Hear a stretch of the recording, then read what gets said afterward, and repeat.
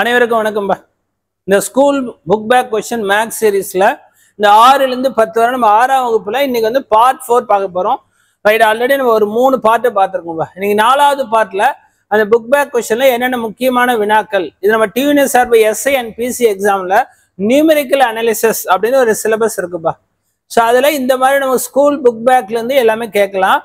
Right, அதுதான் நம்ம ஒவ்வொரு பார்ட்டா பார்த்துட்டு வரோம். இன்னைக்கு 4வது பகுதியில இந்த முதல் கேள்வி லாபம் மற்றும் நஷ்ட கணக்குகள் சொல்றோம்ல, அந்த ப்ராஃபிட் அண்ட் லாஸ்ல டிஸ்கவுண்ட் சம்பந்தமா கேள்வி கேட்கறான்பா.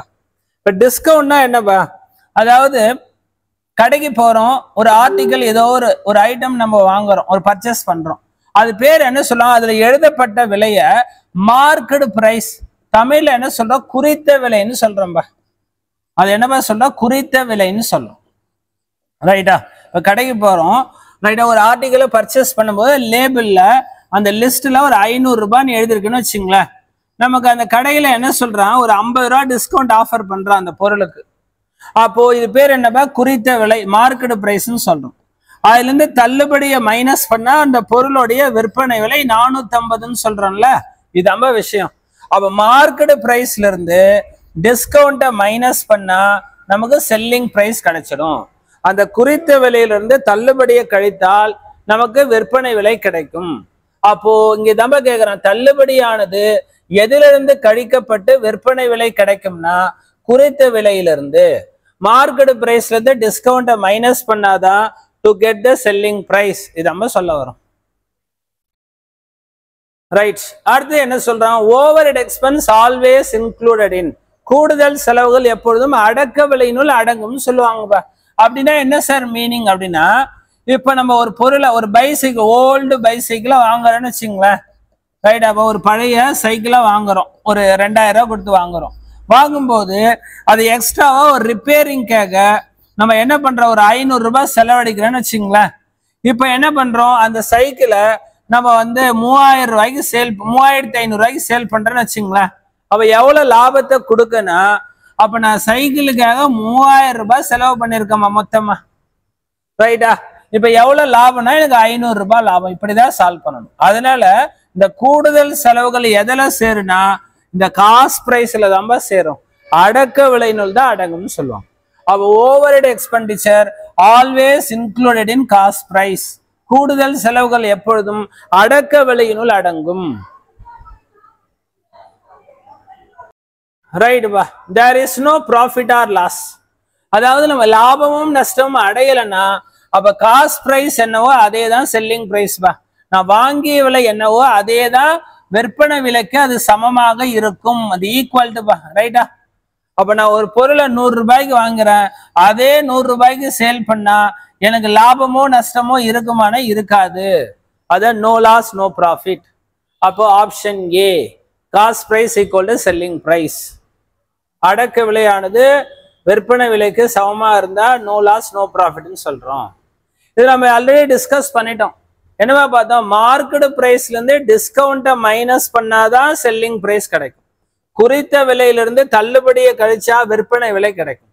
இது அப்படியே ஆல்டர்னேட்டா என்ன சொல்றோம், அப்ப டிஸ்கவுண்ட் ஈக்குவல் டு என்னப்பா ஆயிடும், மார்க்கெட் பிரைஸுக்கும் செல்லிங் பிரைஸுக்கும் உள்ள டிஃபரன்ஸ், குறித்த விலைக்கும் விற்பனை விலைக்கும் உள்ள வித்தியாசம் தான் நம்ம தள்ளுபடி அப்படின்னு சொல்றோம்பா. ரைட்டா, அப்போ உங்க மார்க்கெட் பிரைஸ்ல இருந்து செல்லிங் பிரைஸை மைனஸ் பண்ணா டிஸ்கவுண்ட் கிடைக்கும் அப்படின்னு பார்த்துக்கோ. ரைட் பா, அடுத்தது ஒரு பேசிக்கா நம்ம இந்த மென்சுரேஷன் மெஷர்மெண்ட் சொல்றோம்ல, அது ஒரு பேசிக்கா ட்ரையாங்கிளோட கொஸ்டின் பா. ட்ரையாங்கிள் என்ன சொல்லுவாங்களாப்பா, sum of any two side greater than third சைடுன்னு சொல்லுவாங்கப்பா. ஏதேனும் 2 பக்கங்களின் கூட்டு பலனானது 3வது பக்க அளவை விட அதிகமா இருக்கணும் அப்படின்னு சொல்லுவாங்கப்பா. இல்லைன்னா இது வேற மாதிரி பிரிக்கலாம், பெரிய பக்கத்தை தனியா பிரிச்சுங்கப்பா. எப்படியா பிரிங்க, பெரிய பக்கத்தை தனியா பிரிங்க, மற்ற 2 பக்கங்களின் கூட்டு பலனை தனியா ஆட் பண்ணுங்கப்பா.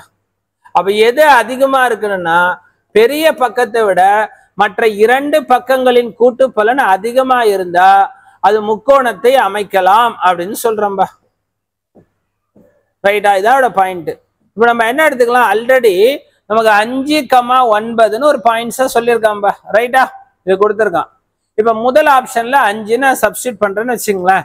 இது கரெக்டா வருமானா பெரிய பக்கம் 9, மிச்சம் இருக்கக்கூடிய ரெண்டு பக்கத்தை கூட்டினா 10 அப்ப இது வந்து முக்கோணத்தின் பக்கங்கள். அப்ப இது ரைட்டுப்பா. ஆப்ஷன் ஏவை இது மேட்ச் பண்ணுதுன்னு சொல்லலாம். ரெண்டாவது ஆப்ஷன் எடுங்களேன். இப்ப ரெண்டாவது ஆப்ஷன் எடுத்தா ஆல்ரெடி நமக்கு என்னவா இருக்கு 5,9 இருக்கா. இப்ப இந்த சைடு 3ன்னு எடுத்தா நமக்கு பெரிய பக்கம் 9 மிச்சம் ரெண்டுத்தையும் கூட்டினா 8 அப்ப இப்படி வரக்கூடாது. ஆட் பண்ற அதர் 2 சைடு தான் பெருசா இருக்கணும். இப்ப 4ன்னு எடுத்தீங்கன்னா என்னவா ஆயிடும். நான் ஆல்ரெடி ஆன்சர் சொல்லிட்டு ஆப்ஷன் ஏ தான் இருந்தாலும் சும்மா ஒரு ஆப்ஷன் செக் பண்ணி பாக்குறேன். அப்ப 5, 9ன்னு ஆல்ரெடி கொடுத்துட்டான். ரைட்டா. இன்னொரு சைடு என்னப்பா 4ன்னு எடுத்துக்கிறோம்பா. அப்ப பெரிய பக்கம் 9 மிச்சம் ரெண்டையும் கூட்டினா 9 ஈக்குவலாலாம் வரக்கூடாதுப்பா. அதனால ஆப்ஷன் ஏ மட்டும் தான் பூர்த்தி ஆகும். அப்ப sum of any 2 side greater than third side. அதை விட இது ஈஸிப்பா. பெரிய பக்கத்தை விட மற்ற இரண்டு பக்கங்களின் கூட்டுப்பலன் அதிகமா இருக்கணும். அதுதான் முக்கோணத்தின் பக்கங்கள். இதுதான் possible sides of the triangle அப்படின்னு சொல்றோம்பா. ஒரு ரைட் ஆங்கிள் ட்ரையாங்கிள் செங்கோண முக்கோணம்னா என்னப்பா, ஒன் ஆஃப் த ஆங்கிள் 90 டிகிரில இருக்கணும். இதான் ரைட் ஆங்கிள் செங்கோணம். அப்ப மிச்சம் இருக்கக்கூடிய ரெண்டு ஆங்கிள் ஆட் பண்ணது ஏசின்னு வச்சுங்களேன். இந்த ஏவையும் சியும் ஆட் பண்ணா 90 டிகிரி தான் வரும். ரைட்டா. அப்போ ஏவும் சி என்னவா இருக்கும்பா, ரெண்டுமே 90 மேபி கம்மியா இருக்கலாம். இப்ப சும்மா ஏ 60னா பி 30. அப்ப 90 டிகிரி விட குறைவாக இருந்தால் அந்த ஆங்கிள் என்ன சொல்லுவோம், அக்யூட் ஆங்கிள், குறுங்கோணம் சொல்லுவாங்கப்பா. அப்போ இல்ல ஏவும் சியும் அக்யூட் ஆங்கிள் பா. இது பேர் என்னதுப்பா, ரைட் ஆங்கிள் பா, செங்கோணம். அப்ப எந்த ஆப்ஷன் வரும்பா, ரெண்டு குறுங்கோணம் ஒரு செங்கோணம். அப்ப எந்த ஆப்ஷன்ல இருக்கு பாருங்கப்பா. ரைட்டா. ரெண்டு அக்யூட் ஆங்கிள் ஒரு ரைட் ஆங்கிள். ரைட்டா. ஏன்னா ட்ரையாங்கிள் 3 ஆங்கிள் ஆட் பண்ணா 180யா, அதுல ஒன் ஆஃப் த ஆங்கிள் 90யா, மிச்சம் ரெண்டு ஆங்கிளை கூட்டினா 90 வரணும். அப்போ இந்த ரெண்டு ஆங்கிள் 90 விட கம்மியா இருந்தா அது அக்யூட் ஆங்கிள் சொல்லுவாங்கப்பா.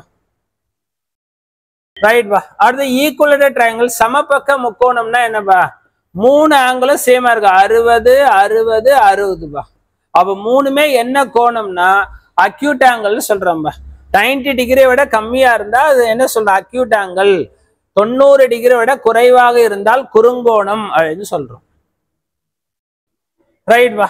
ஒரு ரெண்டு ரேஷியோ கொடுத்துட்டு அதுல எது பெருசு எது சின்னதுன்னு கேட்டாங்கன்னா அது ஷார்ட்கட் தான்பா. 1/2னா 0.5, 1/3னா 0.3 அப்படி போகாதீங்க. இது சும்மா ஜென்ரலா இது யூஸ்ஃபுல்லா இருக்கும். கிராஸ் மல்டிப்ளை பண்ணுங்க. 1 × 3 2 × 1. அப்ப எதுவா பெருசு, 3 தான்பா பெருசு. அப்ப 1/2 தான் பெருசு. அப்ப அவன் சொன்ன ஆப்ஷன் ஓகே. அதே மாதிரி இதை மல்டிப்ளை பண்ணுங்கப்பா. 7/8 6/7 கிராஸ் மல்டிப்ளை. 7 7 49 8 6 48. 49 தான் பெருசு, 7/8 தான் பெருசு. ஓகே. அடுத்தது வாங்க. 8/9 9/10 எதுவா பெருசு, 9 9 81 8 10 80 81 தான் பெருசு. அப்ப 9/10 தான் பெருசு. ஓகேப்பா. அடுத்தது இது பாருங்கப்பா, 10/11 9/10. ரைட்டா. அப்ப இதுல எது பெருசா இருக்கு அப்படின்னு பாத்தீங்கன்னா கிராஸ் மல்டிப்ளை பண்ணா 99, இதை கிராஸ் மல்டிப்ளை பண்ணா 100 100 தான் பெருசு. அப்ப 10/11 தான் பெருசு. அப்ப இப்படி வரக்கூடாது, இப்படி வரணும். அப்ப ஆப்ஷன் டி தான் இல்ல தவறானதுன்னு பாக்குறோம். இதுல எது இன்கரெக்ட் அப்படின்னு தான் கேட்கிறோம். ரைட். 3/7க்கும் 2/9க்கும் என்ன டிஃபரன்ஸ்ன்னு கேட்கிறோம். மைனஸ் பண்ணுங்கப்பா. 3/7 இருந்து 2/9 கடிச்சா அப்படியே எல்சிஎம் எடுங்க. 7 9 63. இது 9ஆல மல்டிப்ளை பண்ணா என்னப்பா கிடைக்கும், 27. இது 7ஆல மல்டிப்ளை பண்ணா 14. மைனஸ் பண்ணா 13/63பா. பாருங்க ஆப்ஷன்ல இருக்கா. அப்ப ரெண்டுத்தையும் மைனஸ் பண்ணா நமக்கு கிடைக்கக்கூடிய பிராக்ஷன் பின்னம் 13/63 கொடுக்குதுப்பா. ரைட்பா. அடுத்தது ரெசிப்ரோக்கல்னா தலைகீழ்பா. 53/17 ரெசிப்ரோக்கல் பண்ணா தலைகீழ் படுத்தினா என்ன கிடைக்கும், 17/53 கிடைக்கும்பா. ரைட்டா. ரெண்டு ஆப்ஷன் சேமா இருக்கு, அப்படி வரக்கூடாது. ரைட்பா. அடுத்து ஒரு பேசிக் சிம்பிளிபிகேஷன், கிராஸ் மல்டிப்ளை பண்ண போறோம். ஏவோட வேல்யூ என்ன இப்படியே சொல்ல, 7 7 49 6 7 42. இல்லைன்னா கிராஸ் மல்டிப்ளை பண்ணுங்க. இவ்வளவு விஷயம் யோசிக்க வேணாம். 6/7 × 49 = A. அப்ப 1777. அப்ப ஏவோட மதிப்பு 7 × 6 42பா.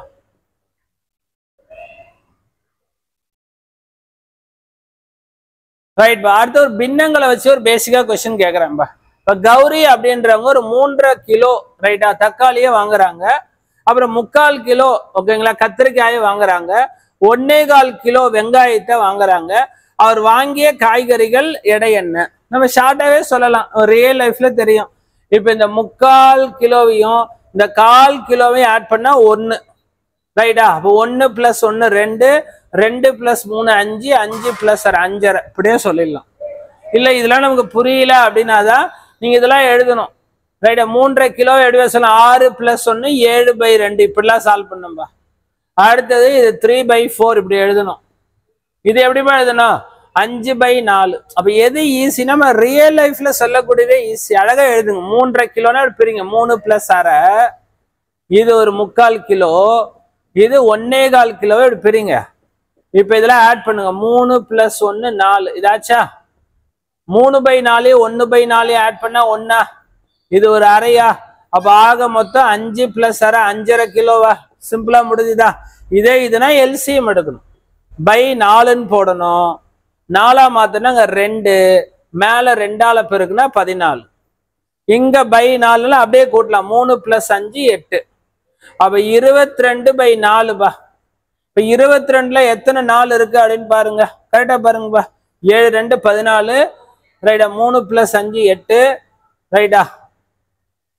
22/14 என்ன பாருங்க. 22/4 11/2 பா. அவ 11/2னா என்னப்பா? 5.5 கிலோப்பா.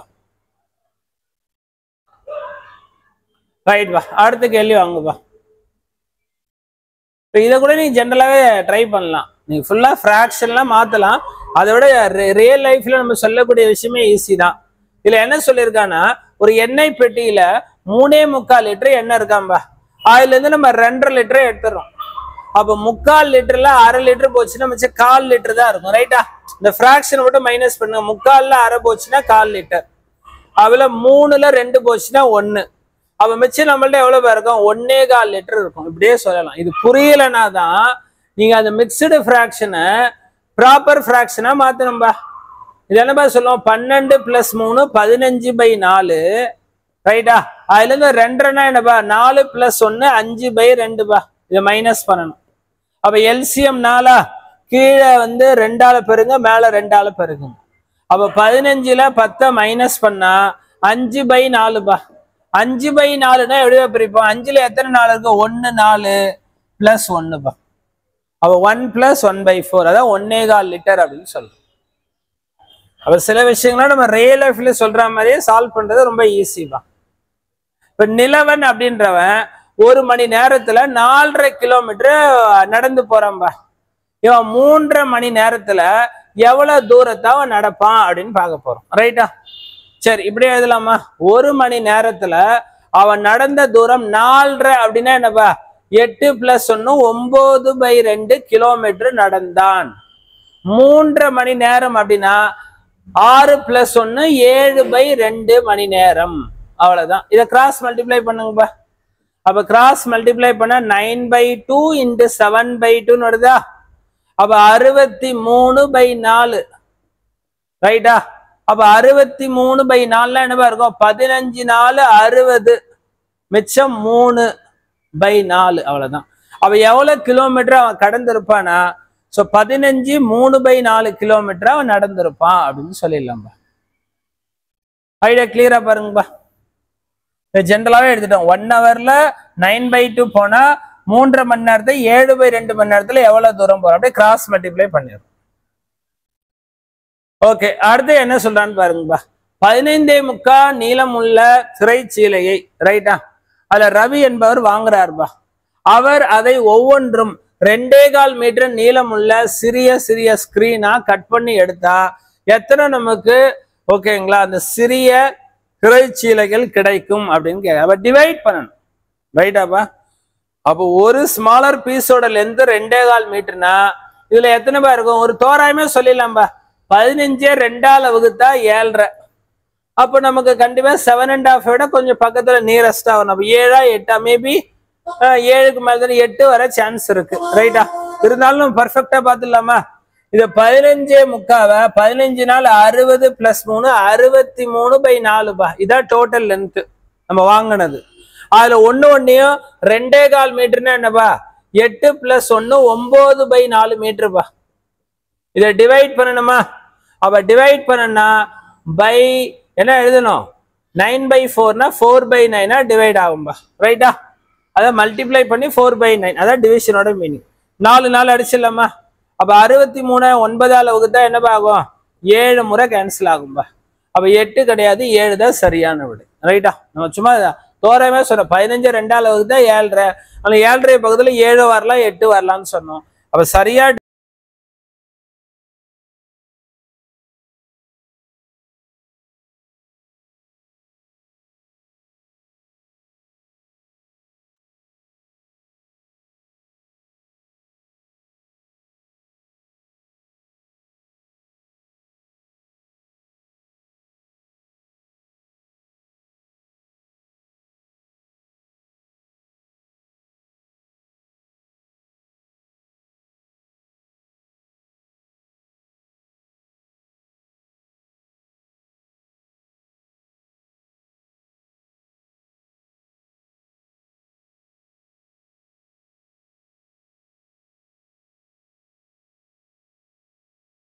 கிடைக்கும். ரைட்? இது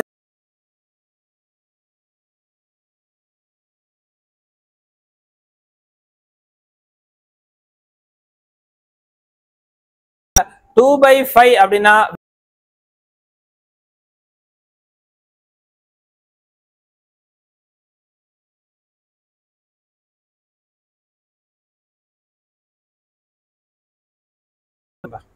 நன்றி வணக்கம்பா.